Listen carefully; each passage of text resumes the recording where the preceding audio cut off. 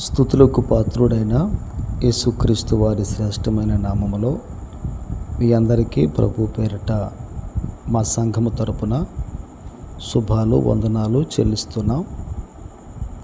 వీళ్ళందరూ కూడా మా సండే స్కూల్ పిల్లలు, అదేవిధంగా కొంతమంది యవన బిడ్డలు కలిసి వారి గ్రామంలో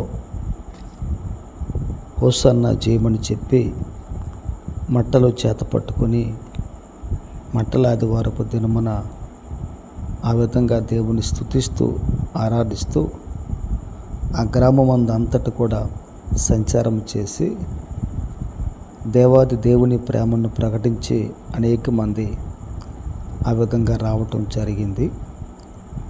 బైబిల్ గ్రంథములో మనం ఈ మాటను చూడగలిగితే మార్కు సువార్త 11వ అధ్యాయం 8వ వచన భాగం, అదేవిధంగా జకర్యా గ్రంథము 9:9లో మనం లేఖన భాగాన్ని చూడగలిగితే బైబిల్ గ్రంథములో హోసన్నా జయం, అదేవిధంగా ప్రభు పేరిట వచ్చు రాజు స్తుతింపబడును గాక అని చెప్పి దేవునికి స్తుతులు స్తోత్రాలు చెల్లించిన ఆ విధానాన్ని మనము బైబిల్ గ్రంథములో చూస్తూ ఉంటున్నాం.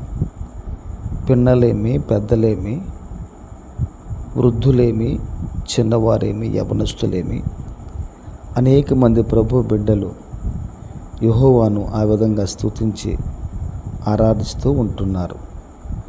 స్తుతి మన స్థితిని మార్చివేస్తుంది.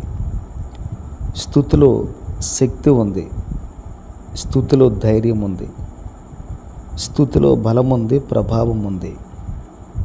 వాక్యం అంటున్న మాట ఏంటంటే, ఒక వ్యక్తి దేవుని స్తుతించినట్లయితే ఆ స్తుతి అనేది ఆ మనుషుని జీవితంలో గొప్ప శక్తిని, బలాన్ని అనుగ్రహిస్తుంది.